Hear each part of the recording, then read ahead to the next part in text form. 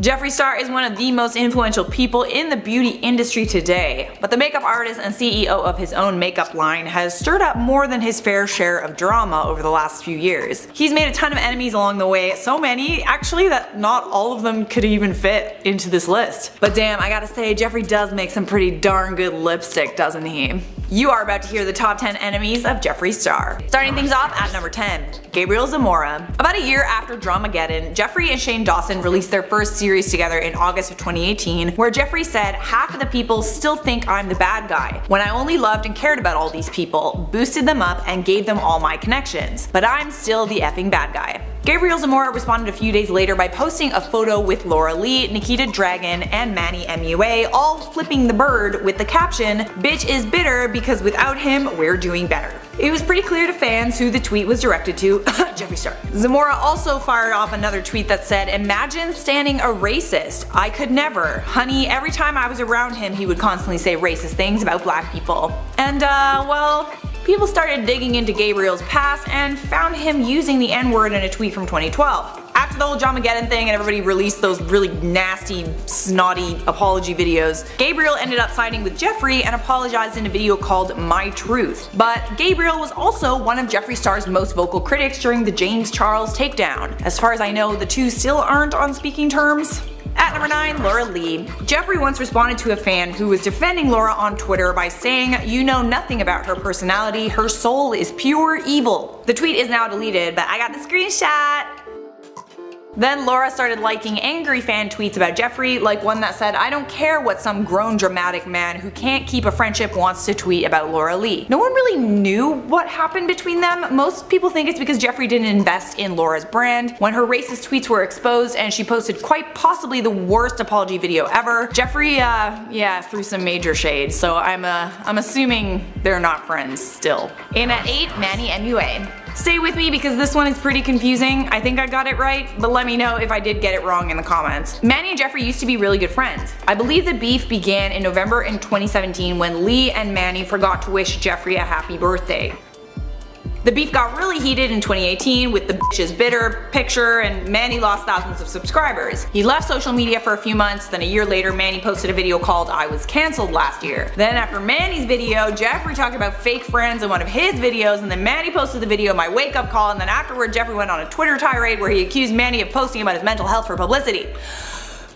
Jeffree said Manny was pathetic and a sociopath. Manny maintained that he wasn't just talking about mental health for views, and judging by Shane's newest series on Jeffree, it doesn't really seem like he's ready to forgive and forget. At lucky number 7, James Charles. I'm not gonna spend a heck of a lot of time reviewing Jeffree and James's feud because let's be honest, you're all here because you're fans of the beauty community and you all know already. But despite the fact that Jeffree and James have smoothed things over since Jeffree publicly called James a predator and danger to society, the two are not exactly on speaking terms. I appreciate that Shane and Jeffree chose not to address the drama with James Charles in their series, but didn't you guys notice how they featured a shot of James's subscriber count dropping in the trailer, yet they never once talked about the drama? Jeffree did say in his Never Doing This Again video that he regrets what happened. Maybe he didn't want to rehash something that he really regrets, or maybe he didn't want to add fire to another feud that the internet thinks is happening behind the scenes right now. On that note, next up at number 6 on our list, Tatty Westbrook. While I am definitely surprised that Tati made it onto this list considering Jeffree and Tati seemed thick as thieves during their takedown of James Charles, but I digress. The beauty community thinks Jeffree Star and Tatty Westbrook are feuding right now for a few reasons. Number 1,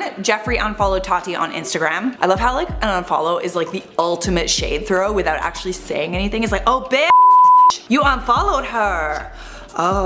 Oh, it's real, isn't it? I just don't f with you, okay? Reason number 2, Tati also recently released her own beauty line, Tati Beauty. Jeffree didn't congratulate her and didn't review it on his channel. Tati also didn't congratulate Jeffree on his palette with Jeffree Star. And reason number 3, both Jeffree and Shane's conspiracy palette as well as Tati's palette have been released at almost the same time of year, just a few days apart. We all know how Tati doesn't like competition. Oops. Glug glug glug.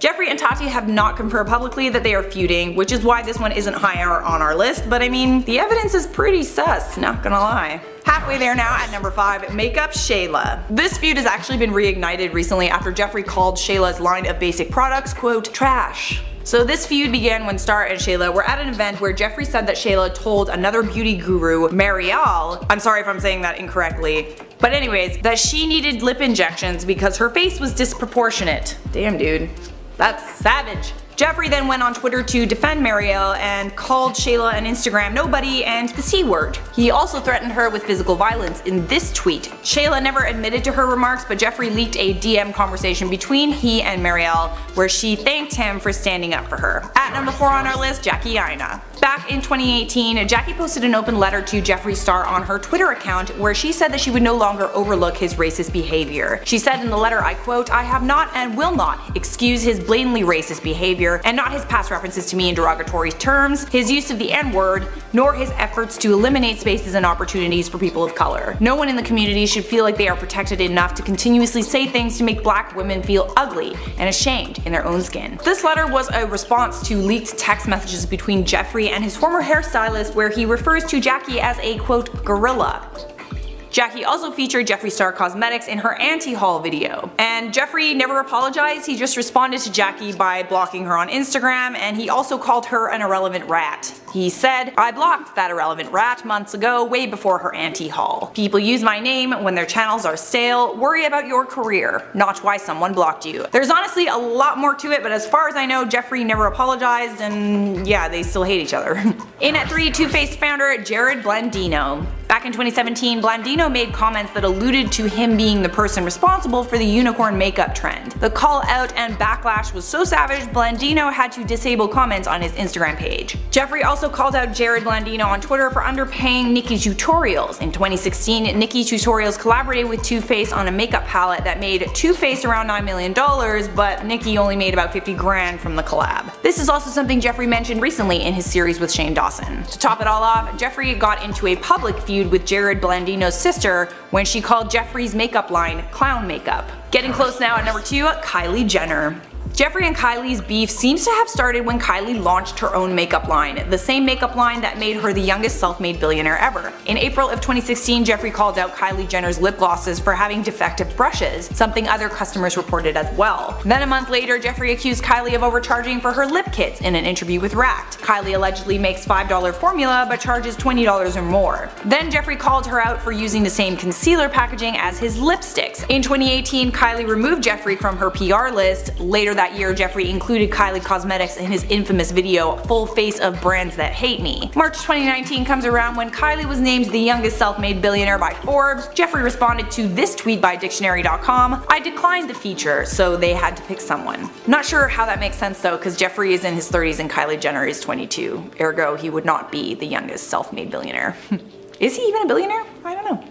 And the number 1 enemy of Jeffree Star on our list, Kat Von D. I will never forget the summer of 2016 when Kat Von D very publicly dumped Jeffree Star. Kat Von D was to Jeffree what Tati was to James Charles. She was his mentor and they were friends for more than 10 years, but she publicly severed ties with him for quote, promoting drug use, racism, and bullying. She also uploaded a YouTube video called Jeffree Star, It's So Much Easier to Do the Right Thing. In this video, she goes into a lot of detail about why she can't stand Jeffree, but the straw that broke the camel's back was she introduced Jeffree to a guy called BJ Betts, who designed Jeffree Star's logos. She shows the camera the original sketches that BJ supposedly did. Jeffree allegedly never paid BJ for the logos that he still uses on his cosmetics to this day. Anyways, this feud is one of the reasons why there's all those old videos floating around of Jeffree making offensive comments and racial slurs. No one would have even bothered to look those up if it weren't for the Kat Von D. The beef between Jeffree and Kat still lingers to this day. Just to clarify, I do think he did pay BJ for his work,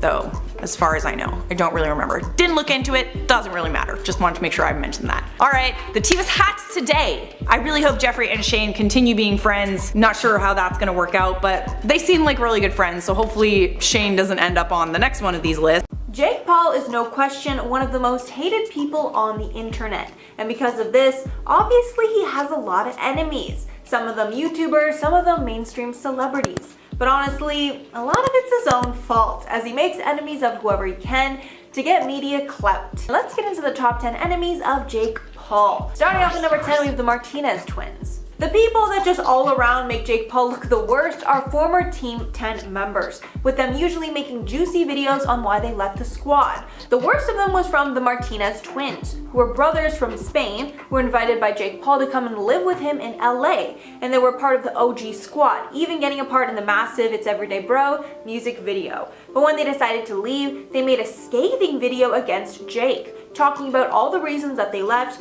and pointing the finger at Jake as the root of the issue. Apparently when they came to LA and didn't speak much English, other members of the squad would talk behind their backs and laugh at them. Then they talked about a terrible prank orchestrated by Jake, where Jake destroyed their room in order to shock them. As a response, Jake called them out for trashing him publicly instead of talking privately. At the time, it ended with them all working things out. But the real end came from Nick Crompton, who revealed that the pranks were all fake, and the Martinez twins knew the room was going to be destroyed as they built that fake room for the purpose of destroying it, basically making them flat out liars. And at number 9, Alyssa Violet. Alyssa was Jake's most famous ex until his fake wedding with Tana happened, and at the time they broke up, Team 10 was on fire, with many wondering how the content house even worked. When Alyssa and Jake broke up, Alyssa answered those questions in a long video, where she admits that she was mentally and even somewhat physically by Jake, with her mentioning that he would string her along for videos while he was hooking up with a new girl every day. Then she revealed how he would always take physical jokes too far, hurting her at one point. She lastly revealed how Jake took 20% from all his friends and enforced strict rules to live in the house. And at number 8, Logan Paul. One of the worst feuds Jake has been in was with his older brother, Logan. Logan's generally more successful and well-liked than Jake, and that obviously causes issues in their relationship, with Jake constantly trying to one-up his brother. And occasionally, Logan will fight back. Like back when diss tracks were a thing, and the brothers made multiple diss tracks taking aim at one another, even bringing personal and family issues online where they had no place being. There's also the fact that Logan hooked up with Jake's ex Alyssa, and that's the main reason Alyssa was kicked out of Team 10 and the whole house imploded. The brothers seem to be getting closer overall, but the fact that both of them have content houses with their own posses, both vlog and both now box, is obviously a recipe for disaster. And at number 7, Keemstar. It's somewhat Keemstar's job to talk badly about other creators when covering their drama, but the hate Keemstar seems to have for the Paul brothers is next level, and back in the day, he would cover any negative story about them. And he constantly comes for Jake and makes it clear that he doesn't like him, like in this one tweet where Keem wrote, quote, "I've never hated Jake Paul as much as I do today." He owed everyone an apologies for his actions, and instead he made excuses and virtue signaling to cover up his BS. If he's innocent as he claims, then release all the raw footage to prove it. You can't, you won't, cause you lie. And at number 6, KSI. Even though KSI and Jake didn't start out as enemies, Jake has made an enemy out of KSI, with all the trash talking he does about him. KSI fought Jake's older brother Logan in a huge boxing event, where Jake fought KSI's younger brother, Deji. But after Jake won, he kept calling out KSI, saying that Jake would do anything to fight KSI next. After his older brother Logan lost to his second fight to KSI, Jake is even hungrier than ever and wants to avenge his family's name.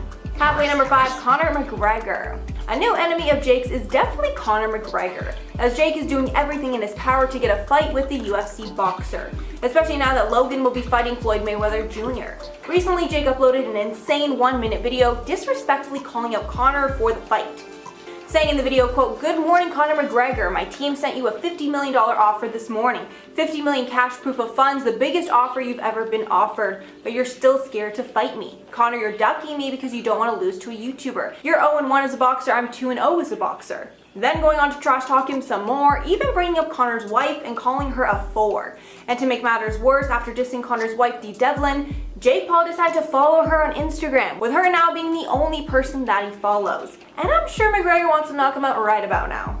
And at number 4, Austin Mcbroom. Another one from the boxing world, but Austin has made an enemy out of Jake and his brother when he challenged them both to a fight. Austin called Jake Paul, Logan Paul, and Bryce Hall weak AF, and weaker on Instagram. Austin wasn't done though, and he uploaded a photo to his Instagram where he called out Jake by name, writing in the caption, quote, "There's a whole lot of boxing talk going on lately. I've been an athlete my entire life, so it would be disappointing for me not to get involved. Jake Paul have been running for me for years. I got $5 million for whoever steps into the ring with me." And then Jake clapped back, writing savagely, quote, "I'd be more worried about your wife in my DMs." Then because he wanted to be even shadier, Jake posted a poll to his Instagram saying, quote, "Should I post the receipts with the options yes and no, don't home wreck?" Then in the meantime, Catherine posted a screenshot of that to her story, writing, quote, "I forgot you existed until my husband mentioned you today. Jake Paul, I'll be sending you an invoice for all this free publicity." But then she quickly deleted it. Then Jake responded to that by showing a message of Catherine in his DMs, with Catherine writing, "Delete your story, WTF," which I guess shows there might have been some proof to his claims.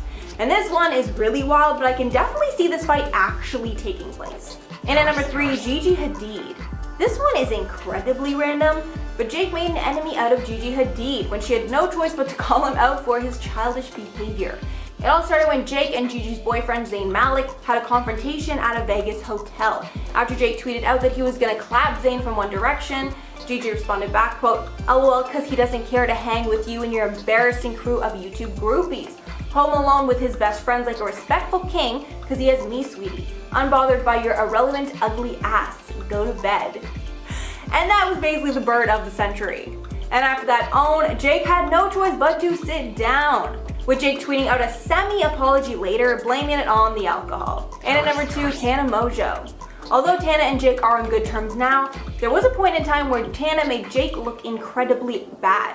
This was after their fake wedding, where it was clear that Tana had real feelings, while Jake was just using her for clout. After they publicly got married, then split shortly after, Tana set things straight in a long and emotional video. In the video, she spills tons of tea about Jake and their relationship, and in summary, she says that her feelings were real, and she tried to be the cool girl and have an open relationship like he wanted, but it wasn't realistic for her, and she ended up getting her heart broken when he went partying in Ibiza with women for their honeymoon. And after all of this, it really made Jake look like a clout-chasing ass.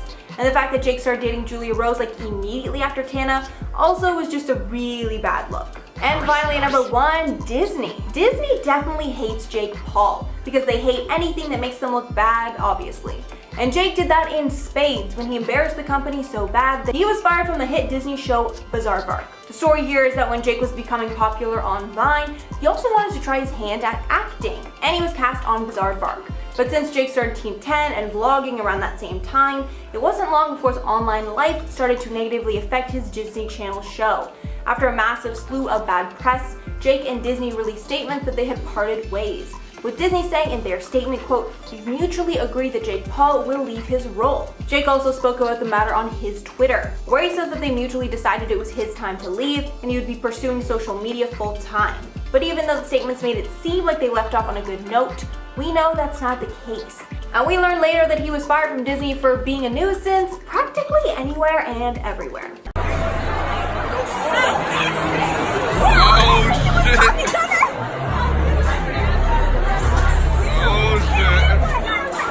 Her voice, man, like I don't like it. You know, it's too edited. It's auto-tuned. It's kind of annoying. Oh yeah, and this just sounds so much better. I don't like her voice, man. It's like auto-tuned and like. I don't think it's nothing to work out at this point. I beat her ass, so you know what I'm saying. Like she talking about she want to fight again.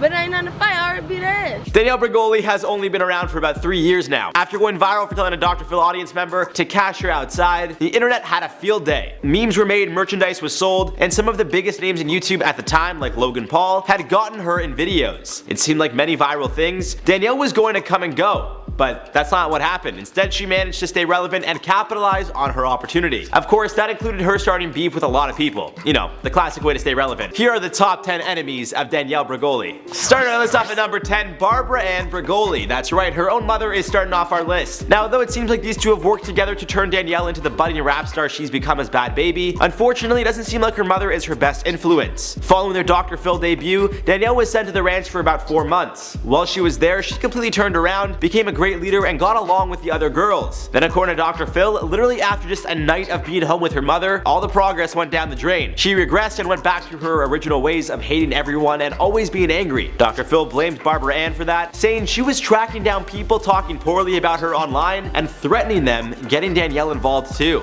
Yikes.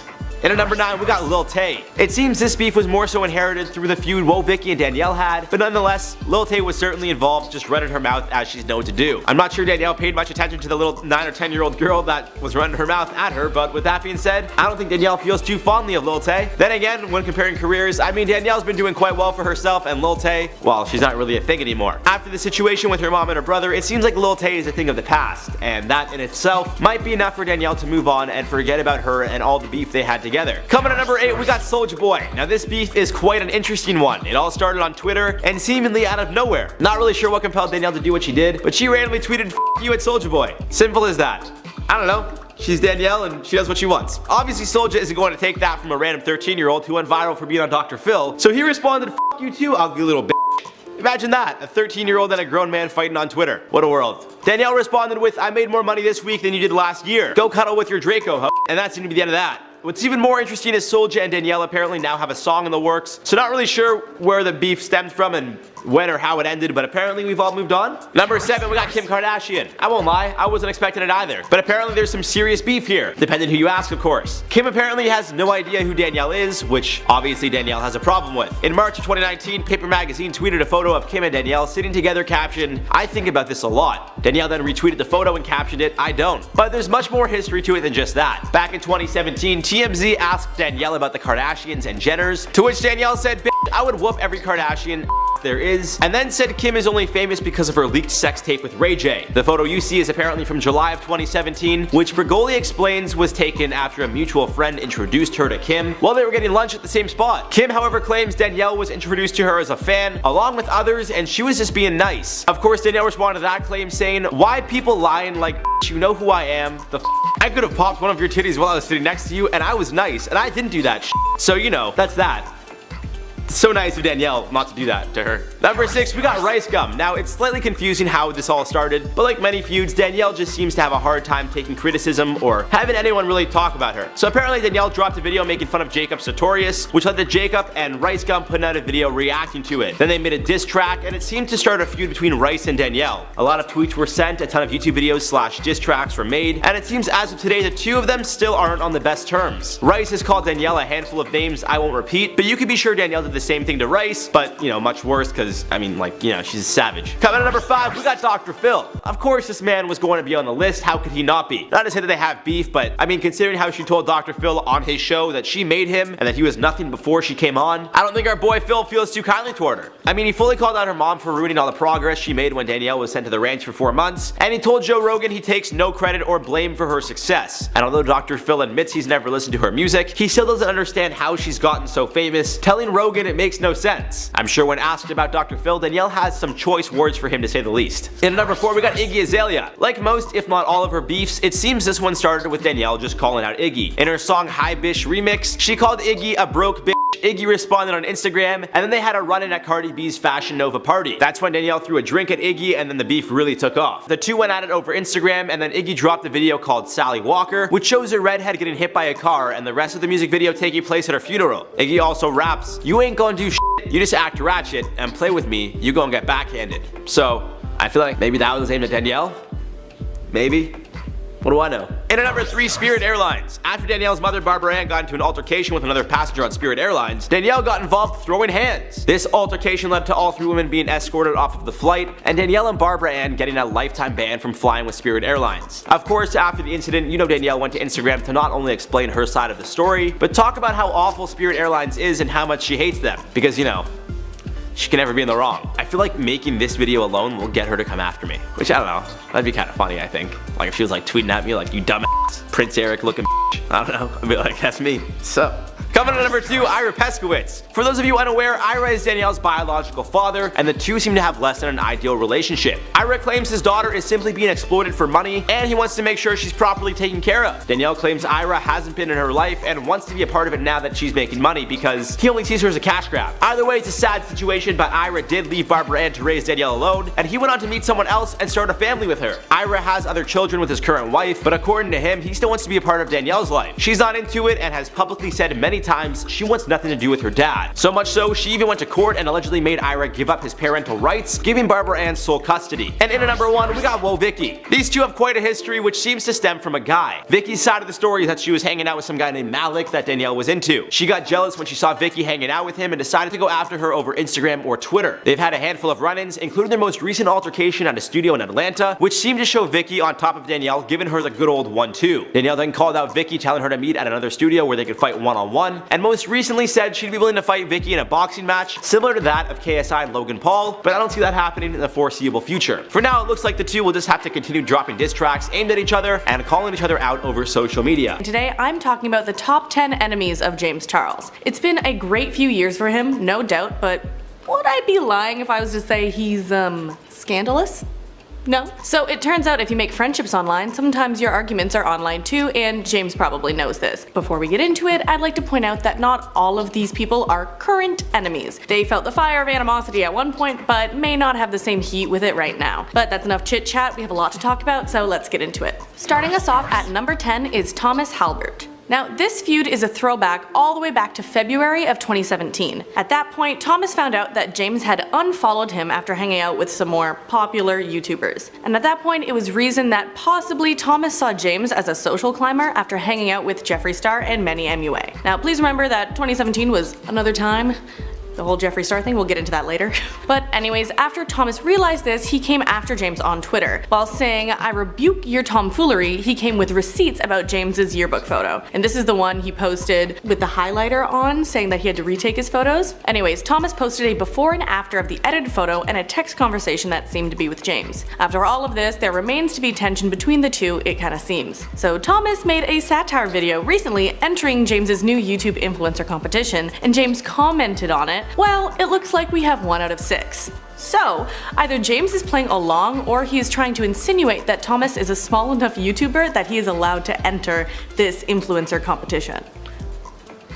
Are they both in on the joke, or is this just more tea? Who knows? At number 9, we have Antonio Garza / Antonio Garza's fans. So with Antonio, this beef takes place back in 2018. In August of last year, many allegations came out that James was copying Antonio's editing style. The biggest point that solidified it for viewers of both channels was when James played Fortnite with his brother Ian. He started singing Breaking Free from High School Musical, and Antonio had already added that to her edit of a Fortnite video earlier. So then Antonio's fans were giving James the eye for a bit, kind of questioning, are you copying? But the two ended up collabing on a video. But this was then added to a list of videos of James annoying blank for 4 minutes straight, and I would put Antonio now in the frenemies category, because just if you look at the top comment on the collab on Antonio's channel, it says Antonio Garza not paying attention to James Charles for 12 minutes straight. So maybe not total like enemy after like they resolve their beef, but there's something there. So on number 8, we have Reuben De Maid. So back in January, James took it to heart when a 13-year-old YouTuber, Reuben De Maid, didn't love his palette. In a video Reuben did with Amanda Ensing, he was not really enjoying James's palette. He pointed towards the fallout and the lack of pigmentation when it came to blending, and then when fellow YouTuber Amanda said in the video, "Is it us or is it the palette?" Reuben said, "I don't know, it can't be us though, surely." Is it us or is it the palette? I don't know, it can't be us, surely. Not me. It's not me, it's not me. Okay. Do not Don't come for me. unsubscribe. So, James wasn't really having that. So James went off on Twitter insinuating that Reuben bashed his palette for attention. It's as if people aren't allowed to have subjective opinions that go against his own. James said that Reuben was uninvited to a meet and greet Morphe event, but showed up anyway, and went on to take credit for James's fans showing up. Then Reuben said on Instagram that Morphe invited him directly and he wouldn't have gone if he knew it meant he would be stepping on someone else's toes. Plus, Reuben was just happy to be recognized at the event, it seems. In a now deleted Instagram post, he wrote, "Today was wild. I'm in utter shock. I went to @MorpheBrush's grand opening today and had absolutely no idea any of you would recognize me." So based off that, it just seems he was just happy to be recognized at any MorpheBrush's opening. Now, after this whole debacle, it looks like James saw the power in coming after a 13-year-old boy with the influence that he has over his followers, so I'm glad he learned something from this. At number 7, we have Lauren Godwin. So from number 8 just before, we can see that James can be quick to flare up and protect his products and his brand. That was also the case with Lauren Godwin. So she destroyed his palette on TikTok, saying she did it because she saw other people destroying random things on TikTok and that inspired her. And so the day after she said that statement on her YouTube channel, James apologized to her publicly on Twitter. And so with that, you think that seems done, but then after the James and Tati drama, she posted another video destroying his palette on her YouTube channel. Maybe not done yet. Maybe an enemy.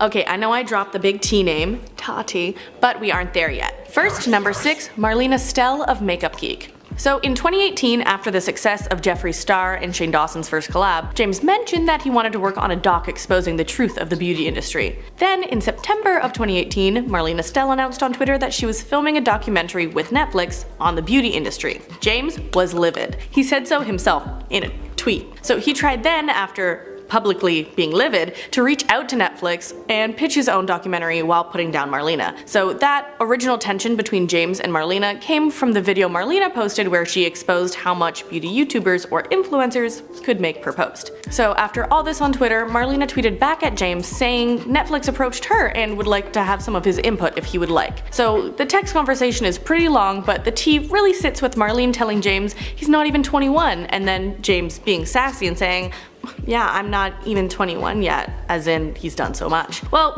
guess what, James? The trailer dropped and the doc appears to be about the chemicals and waste in our beauty product, so there's a lesson on assuming what is going to be covered in media.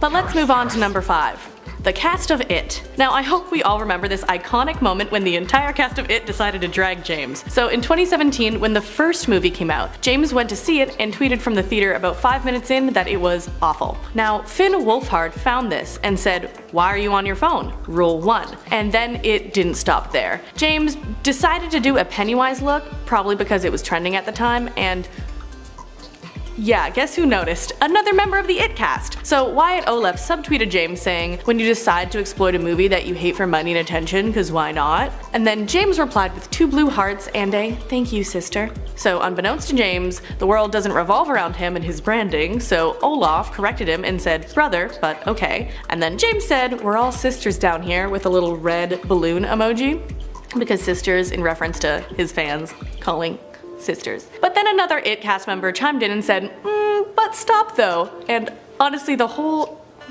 back and forth just seems so funny, and I have seen a few people nominated for Twitter Moment of the Decade. Just to put that out there. At number 4, tea spill. So I believe James has said he doesn't like drama channels, but sister, there's so much tea about you. And you know, with tea comes tea spill. So during the time that people were questioning if the sister squad was still together, T-Spill released a video that questioned if James was shading Emma Chamberlain. Now on Twitter, he used an upside down smiley face and tweeting back at T-Spill, and it was just full of sarcasm. Then T-Spill wrote back, "Sorry, I forgot I needed your permission before reporting on a story," which I must applaud for a great clapback. But then James replied to that, "It is not a story if it's all cleared up, and would it be that hard to respect someone's wishes for once?" And James, sister, you complained once about a pay gap between celebrities and influencers. So if you want the fame and the money, honey, you've got to play the game. So there are sacrifices, and media attention is one of them.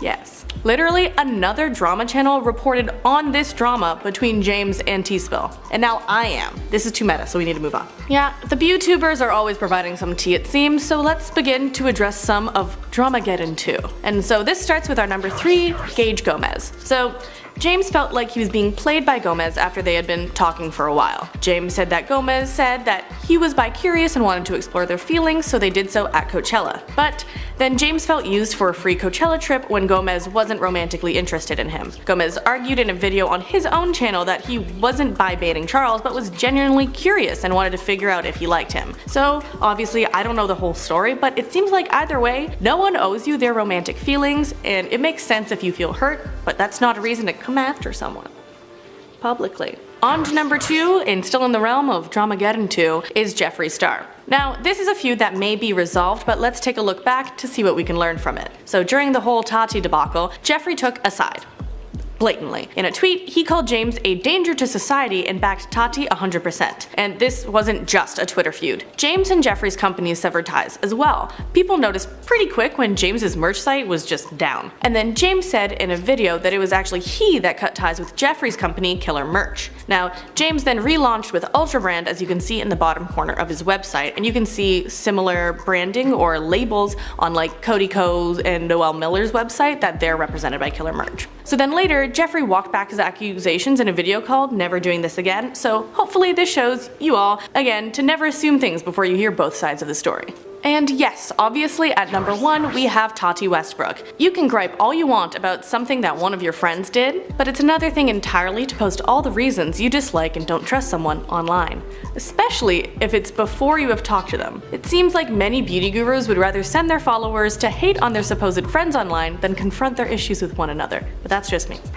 Personal. So that seems to be what happened with Tati. Of course, there are whole videos on this one situation, but the highlights of it are: James promoted Sugar Bear hair in order to get an artist pass at Coachella. His good friend and mentor Tati had rival vitamins and she felt betrayed. He released a public apology, and then she released a 43-minute video trying to take him down. Now, if that doesn't sound like friendship, I don't know what does. The Ace family is the biggest family channel on all of YouTube, with them amassing close to 20 million subscribers as of now. And even though they obviously have a lot of adoring fans, they also have a lot of enemies. And that's what I'm going to be talking about today. Starting off at number 10, we have Jake Paul. We'll start off this list with some fresh tea regarding Jake Paul. So Austin Mcbroom looks to be getting into the boxing game, and he called out fellow YouTubers by name, calling Jake Paul, Logan Paul, and Bryce Hall weak AF, and weaker. Austin was not done though, and he uploaded a photo to his Instagram where he called out Jake by name, writing in his caption, quote, "There's a whole lot of boxing talk going on lately. I've been an athlete my entire life, so it would be disappointing for me not to get involved. At Jake Paul been running from me for years. I got 5 million